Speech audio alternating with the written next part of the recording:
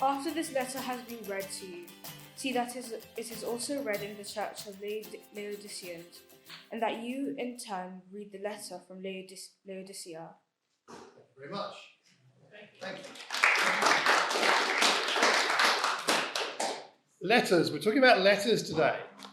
The letter that Paul wrote to the Colossians, he wanted it to be read in the church in Laodicea and vice versa. Why letters? So today what we're talking about is, why do we have letters in the New Testament? Oh, go back one. I love this picture. Some sailor many decades ago sitting there with all of his family photos writing letters home using, notice, not a biro, but you see that ink pot there? Who of us owned an ink pot at some point? Yes, you remember dipping the fountain pen in, sucking up spilling it everywhere, blotting paper. I know I'm not talking, anybody younger than probably me is not understanding what I'm talking about, but I don't know, maybe. But there was something rather nice about all that kind of writing. What's the best letter you've ever received? Let me ask you to think about that for a minute. What's the best letter you ever received? While you're thinking about that, I'll tell you, of course, for me, the best letters I ever received were when Penny and I were boyfriend and girlfriend, and she would write me a letter, and it would arrive at my home. That's where I was living at the time, and I wrote my letters to her on that desk there. That's my old bedroom, and the desk at which I sat, writing terrible love poetry, which will never see the light of day. No, not a chance. And it came from my heart, I'll just put it that way. That's why I wrote those letters. That's why I read the letters when they arrived from Penny. So tell me about the best letter you've ever received. What would it be? Thinking through a letter, not an email, but a letter. Can you think of a special one that you received? Great letter you received. Yeah, Chantal. A tax rebate. Those are great letters. Yes. Tax rebate. Yes. Fantastic when you get one of those. Excellent. What about any others that we remember receiving? Did you have your hand up? No. Scratching? Okay. Yes? A job offer. Right. You went for a job, you got the offer. Those are good, aren't they? Any others? Liesl? So we were married very young. Stephen had to go off to the military, and he wrote me a letter every week. Oh, there you go. Akin? Gosh, it wasn't. Sorry. Okay. The apology comes in first, I see. It's interesting. I mean, we've been clearing out a lot of stuff from the house. My daughter's been applying for jobs, and she's getting responses back, and some of them are not so favorable. And I found a folder and I showed it to Pat, and part of it was in the 90s, early 90s. I had about 6, probably a dozen letters of responses from companies that I applied for, and all said, in those days they would type your letter like that. Thank you for your application. Blah blah blah blah blah. Sorry, we don't have vacancies. But that went on and on and on. And it made me reflect as I spoke to my daughter. And then I remember shortly after that, I got about 3 offers. And I said to her earlier in the week that don't worry, job applications are like buses. You get one, and then all of a sudden you get 3. And it's a strange one, but looking at those letters just made me encouraged, because I remember those were sad days, but eventually I got something positive. Something came. Yeah, that's a really good point, actually, because we forget what went behind it. There's some good news, but there was some tough times perhaps running up to that. Letters are important. Yes, go ahead. It's not only a letter, not just the best letter I've ever received, but they're amazing. My grandfather, I was brought up by my grandparents, and I was 10 years old, and he went to Turkey, and he sent me a series of postcards, and I kept them. And an amazing just insight on what he was doing, 30, 40 years ago, more or less. And with pictures and postcards from Turkey, cataloguing his adventures, basically, which were quite varied. But yeah. Fantastic. Those are very, very special, aren't they? So let me ask you a question. This might seem like a really silly question, but why did God give us letters? Think about this for a minute. Why did God give us so many letters in the Bible? Why letters as opposed to some other form of communication. We've got Gospels, they tell us about the life of Jesus. We got the book of Acts, which gives us a lot of the history of the early church. So we got the example of the early church. Why don't we have, say, more Gospels, more history, or perhaps, I don't know, doctrinal treatises, and articles, and the equivalent of a blog article or a chapter from a book? Why not more academic writing in the Bible? Why do you think we have 21 letters in the New Testament? That's a large proportion of the New Testament. So let me ask you, why do you think God gave us letters? Stefan? It's obviously completely speculative. But I think Jesus' new command was love one another. Okay, love one another. Letters are relational. Okay, letters are relational. And Okay. it was really to convey that sense of this new community about relationships and very broad That's a international. great insight. Yes, that's a great insight. I hadn't thought about that. I'm going to steal it. They're relational, whereas history and Gospels aren't. Okay, very good. Lisa, you had something? I was saying personal communication. It's personal. Right, it's personal. Barry? They also contain specific guidance. Right. Specific guidance. Yes, rather than general. Yes. Okay, Simon? Just how we can behave, treat each other, how we behave. They give indications as to how to behave in a congregational setting, in a community, Christian community. It's interesting, isn't it? Something we don't perhaps sometimes think about is the way God chooses to communicate. Last week we talked about listening, about hearing from God. And one of the ways we hear from God is through the different ways the Bible explains, God explains himself. And one of those is letters. And we're going to talk about the letters a bit today. And we're going to talk about something specific from the letters in the second part of what we're talking about here, first of all. So when you're writing a letter, generally speaking, if you're writing a letter, well, you look at the New Testament letters, you're either solving a problem that you've heard about, like Paul heard there were problems in Corinth, so he writes to Corinth about those problems, or you write to answer a question that you've been asked. And so Paul, again, in one of his letters says, now for the matters you wrote to me about, because they wrote to ask him questions. So a lot of the way we read the Bible, to read the letters rather, is to understand what the problems were that prompted the letter, or what the questions were that prompted the letter, as well as some of the other issues around that. Now, what I would like to do today is suggest this. On the basis of a question I was sent by a friend of mine, he asked me, if you look at the letters, you take all 21 of them, and you take the significance of the mission of Christ and the spreading of the good news and the saving of many souls, how is it that in those 21 letters, there's very little about evangelism? There's very little about what we might traditionally call the mission. It's not that it's not there at all, but I would challenge you to find many passages that talk directly about the mission of the church or instruction on how to carry out that mission. But why would that be? 21 letters and so little about evangelism in that sense. So I thought we might have a look at that as a way of thinking about issues in the letters that might help us in our own personal Bible study. As we read letters, we should be reading them not just for a nice verse that helps us get through the day, which is okay on one level, but we should also be getting to understand the letters and understanding why they were written and what they're written about so that we can apply their teaching to our own situation personally, but also congregationally. Getting to know them better. So let me suggest a few thoughts here.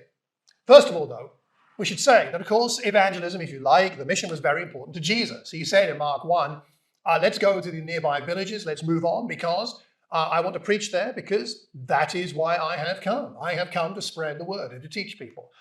In Luke 19, he said to Zacchaeus, the Son of Man came to seek and to save what was lost. So clearly, it's deep in the heart of Jesus.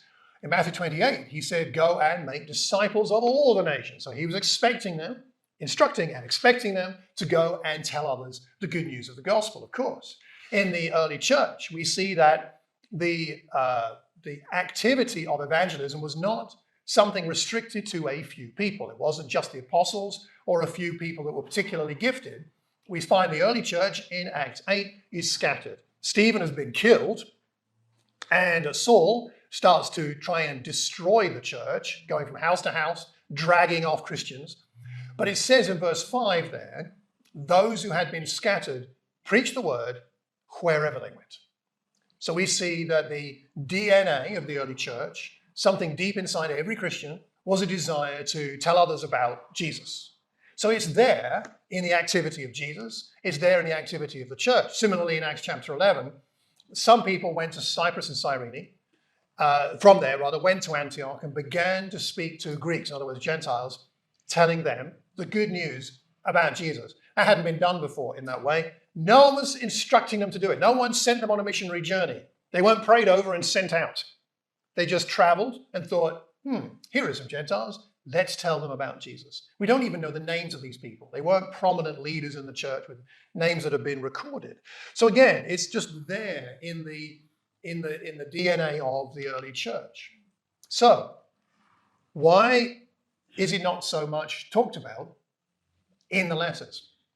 And I'm going to make a suggestion, and you can think about this and come to your own conclusions.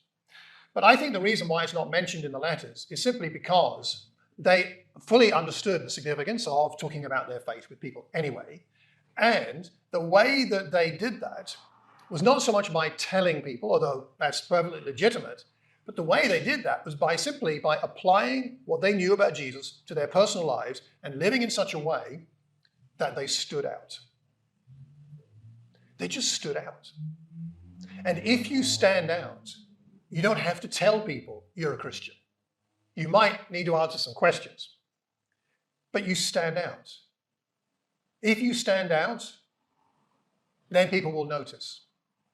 And a lot of the letters are about helping the Christians to stand out in their context, in their world, in their culture, in a way that demonstrates who God is to the world. Standing out is the key. Now, I should say, not standing out for the sake of it. Like, look at me, I'm different. Not in that sense, but if we truly live what Jesus teaches, it disturbs people. They notice. They notice whether we want them to or not, in a sense. So let me pull out a few thoughts as to how and why they stood out and see what you think. The first thing that I see is the early church stood out, and the early Christians stood out because they were confident, which led them to be courageous. They were confident in God, which gave them courage. In Acts chapter 4, the apostles are being persecuted, and they're hauled in before the authorities and held to account for what they're doing.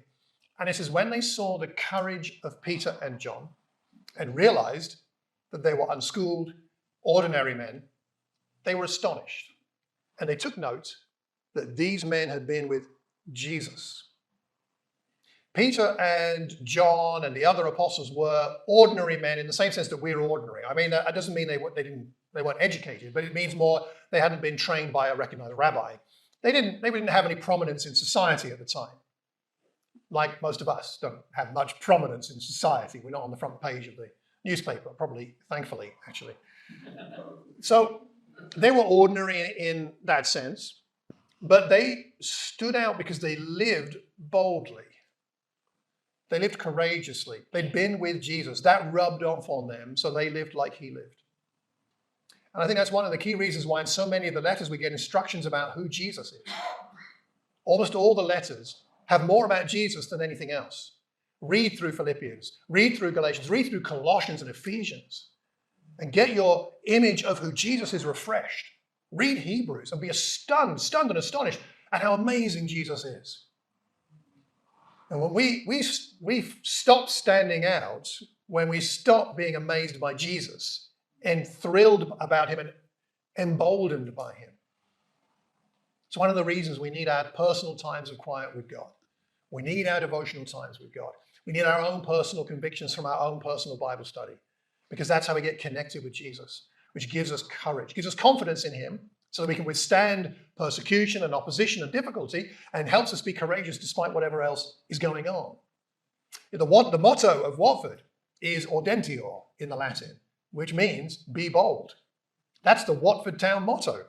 Be bold, or it can mean with greater boldness. How How about this being something that we got known for? Is the boldest people in Watford are the Christians. Wouldn't that be the right thing? The most confident people in the whole town of Watford are Christians. You can tell, the way they carry themselves, the way they are, the way that they don't give in to pressure, just the way they are. They're just bold, they're courageous, they're confident. Not in ourselves, right? You can't manufacture that. It comes from your relationship with Jesus. They stood out because they were bold. And that led them to trust God. Let me take you on a slight detour, but it's important. In Corinth, for example, there was a problem with different views on whether it was permissible to eat meat sacrificed in pagan temples to idols. And Paul is writing to help them with this. And I'm not going to go into the whole issue right now, but just to make a point, which is that in 1 Corinthians 10, Paul says this: the sacrifices of pagans are offered to demons, not to God. And I don't want you to be participants with demons. And I think the church could say, amen, we don't want to be participants with demons, okay? He says, you cannot drink the cup of the Lord. He's talking about the Lord's Supper there, the wine. You can't drink the cup of the Lord and the cup of demons, right? Yes, Jesus is Lord, and I'll have a little cup of demon juice. Okay, I'll have both. It's good. You can't do that. You cannot have a part in both the Lord's table, meaning communion, and the table of demons. What's he getting at here? He's saying you cannot go to the pagan temple and eat there, even though you know it doesn't mean anything. Even though you know those so-called gods aren't anything. They're not real gods. And you can sit there and think, yeah, these pagans are eating to their gods and they think they're gods, but I know they're not. And I can take part because I know that that isn't the case. You say, no, you can't do that. Because everybody in that pagan temple is going to think you are eating the food of demons. You're eating the wine of the demons. That you think when you go to church on a Sunday, your Lord's cup is the same as the demon cup you're sharing with me here. So even though you know it isn't significant, you can't do that because you don't stand out anymore. You can't be doing this. So he says that's not acceptable. You can't do that, even though in verse 25 he says, eat anything sold in the meat market without raising questions of conscience, for the earth is the Lord's and everything in it. And what he's saying there is the meat that's the sacrifice is made in the temple, some of that meat stays in the temple for the meals there. Some of it gets sold to the marketplace. And so Christians were having a conscience issue about, if I go to the marketplace, how do I know if the meat there has been part of the sacrifice to the pagan gods or not? And maybe I shouldn't buy any meat just in case, and what should I do? And what Paul is saying is, look, if you're buying it in the marketplace, it's got nothing to do at that point with what's going on in the temple. Because you're not then eating with pagans, drinking the cup of the demons. It's a separate issue. So yeah, you can buy that and have a clear conscience. Don't worry about it. But you can't go to the temple and take part in that. And why is that significant? Because you might think, well, that's no big deal. If I don't want to go to the pagan temple, I won't go to the pagan temple. What's the big deal? The problem is, and this is where I would really like us to think about this and ask ourselves what the modern equivalent is, because I'm not entirely clear for myself at this point, but I think it's important. You couldn't, as a Christian, go to that pagan temple, and it was problematic because that's where business was done. That's where you did business. That's where you networked. That's where you got stuff. That's where you didn't make your living there, but you built the relationships, which meant you could have your job, which meant you could have your business, which meant you could trade with other people.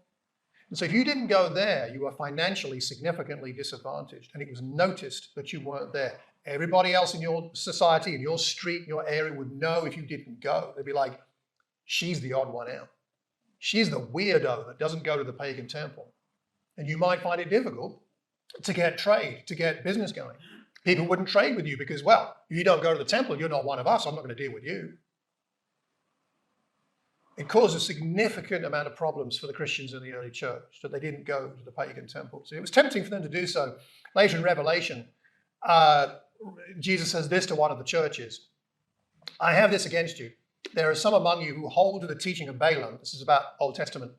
Who taught Balak to entice the Israelites to sin so that they ate food sacrificed to idols and committed sexual immorality.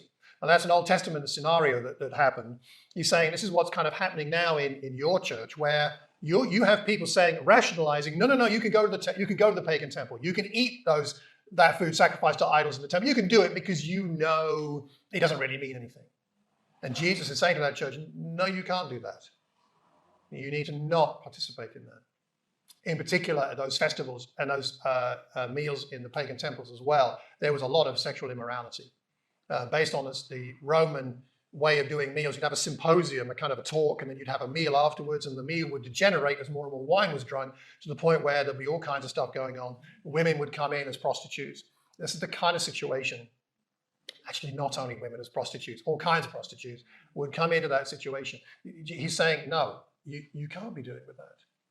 So my question for us to wrestle with and think about is, what do our convictions as Christians lead us to not take part in that make people around us think there's something wrong with us, or that may disadvantage us in life? If we have convictions that are different from the world, it's got to show up somewhere. Where might that be for you?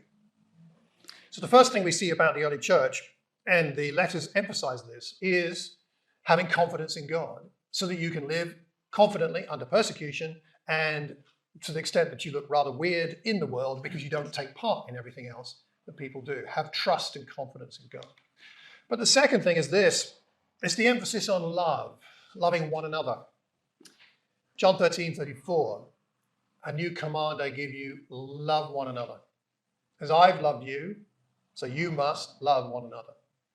By this, everyone will know. You will stand out. Everyone will know that you are my disciples if you love one another. The depth of love in the early church stood out. People around, if you read the book of Acts, it stood out. A lot of the letters are about how to handle relational challenges. Don't slander one another. Don't gossip about one another. Forgive one another. Don't grieve one another. I mean, you could write a whole long list from the letters.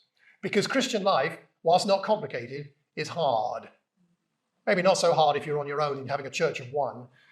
But once you add a second person into the equation, the Christian life gets hard. Now, if you meet once a year, no. But if you meet every Sunday, and perhaps even more often, yeah. Relationships are where the rubber hits the road of the Christian life. Love one another. You know, the early Christians were thought of as so loving, so in each other's lives, that they were accused of incest. Because the Christian services were called love feasts. And because the people came together for a love feast and spent so much time together and loved being together and celebrating together in a way that stood out in the world, people thought they must be incestuous. They called each other brother and sister. There's early writings about this. This chap, Mark Minicius Felix, writing about 200 AD, wrote this in defense. He said, we practice sharing in our banquets, by which he means church services, which are not only modest, but also sober. For we do not indulge in entertainments. And entertainment is a code word for sexual activity. That's what that means. We don't indulge in those, but nor do we prolong our feasts with wine. Rather, we temper our joyousness with seriousness, with chaste discourse, and with bodies even more chaste.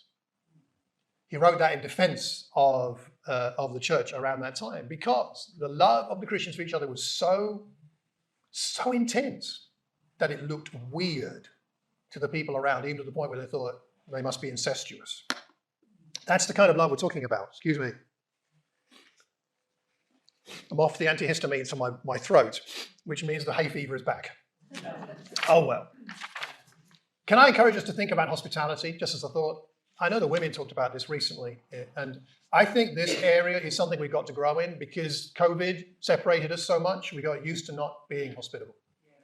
And how much and how often is a question for each family or person to think about. But hospitality it's just Christian, and it's something we need to be involved in. So love, and lastly, I would say, is compassion. The early Christians stood out because they were confident, because they were loving, and because they were compassionate. Have a look at this in James chapter 2. My brothers and sisters, believers in our glorious Lord Jesus Christ, must not show favoritism. Suppose a man comes into your meeting, walks in, wearing a gold ring, fine clothes, and a poor man in filthy old clothes also comes in. If you show special attention to the man wearing the fine clothes and say, here's a good seat for you, but say to the poor man, you stand there, or sit on the floor by my feet. Have you not discriminated among yourselves and become judges with evil thoughts? James wrote this in a letter to a church because that church must have been struggling with this. They had become discriminatory, valuing the wealthy and the prominent over the poor and the socially insignificant. If the early church struggled with it, all churches of all ages will struggle with this to some extent. The early church stood out because it was compassionate for the poor and the oppressed, both within its number and in the world around it. In the early church, we see several examples of collections of money being taken up from one part of some churches in one place to be taken to help churches in another place where people were particularly poor. Churches helping the churches in Judea when they were going through a famine, for example. I think in our congregation, we need to wrestle with the fact that we are entering and are likely to have an extended time of economic, countrywide economic challenge, and that's going to affect some of us potentially quite severely. It won't affect all of us that much. Some of us will have to make adjustments to the way we live, which are frankly just to do with the levels of one luxury over another. But some of us may be struggling to pay some basic bills. I just want to acknowledge that we're going into a difficult time. Inflation's rising, the price of food is rising, fuel, energy bills, and many other things are becoming much more challenging. And if I could just say this, if any of us in the congregation, if we're struggling to make ends meet, please don't, I'd encourage you to, you may feel embarrassed, but I'd encourage you to pray and get the confidence to push through your embarrassment to talk to somebody. Let's share our burdens here. And if we can help one another, practically, economically, in any sense, we can do that here. I believe we have enough resources. So please don't think because you're struggling there's something wrong with you or sinful or you're to be looked down on. No one should be looked down on. We're all going to struggle at one time or another. I mean, I remember Penny and I, in our early days of Christian ministry, we weren't exactly well paid, should we say. And I remember Christians bringing bags of food from Tesco's for us because we didn't actually have enough money to buy groceries for us and our kids at the time. We've all been through some tough times, I'm sure. Maybe you're going through one now. Please just open up your heart and talk to somebody, and let's see how we can support and help one another. Both in the church but outside the church. I'm really grateful for many of us who've found ways to help people made refugees by the war in Ukraine. It's lovely to have some Ukrainians with us today. Great to see you here. It's our privilege to help, and similarly with situations in Afghanistan. I think it's really important that we do what we can and to stand out in that way. It is true that the church in Watford is standing out in helping the Afghans, the hundreds of Afghans that are currently in hotels in Watford. It's actually stunning what other groups are doing. And I think it's important for us to think about how can we make our difference. There's one of the Roman emperors was called Julian the Apostate, which is not the title you really want. Apostate meaning as in he was like a heretic and left the faith. He was the last so-called pagan emperor. And he got very frustrated because he was against Christianity, very, very anti-Christian. But he was very frustrated because Christians had a good reputation for helping the poor, and that made the pagan priests, which he favored, look bad. So he wrote this. He's writing this to some pagan priests. He says, when it came about that the poor were neglected and overlooked by the pagan priests, then I think the impious Galileans, that's his word for Christians, and impious because they don't worship the pagan gods, these impious Galileans observed this fact, that the poor weren't being taken care of, and devoted themselves to philanthropy. They support not only their poor, but ours as well. All men see that our people lack aid from us. He's writing that to rebuke the pagan priests, hoping to shame them into action, and according to history, they didn't do it. He was very upset. But isn't that brilliant that the church shamed the world? I mean, not for the sake of it, you know what I'm saying? But they just took the teachings of Jesus seriously in their context. And it was brave to do that because Julian the Apostate was very anti-Christian. They were compassionate and it stood out. How can we have an impact on the people in society around us with our compassion. How can we do that? So 3 thoughts from the letters, all connected with why isn't there more about evangelism? The early church grew rapidly. It spread widely, rapidly. It was astonishing how the mission progressed in that sense. And yet we see so little in the letters.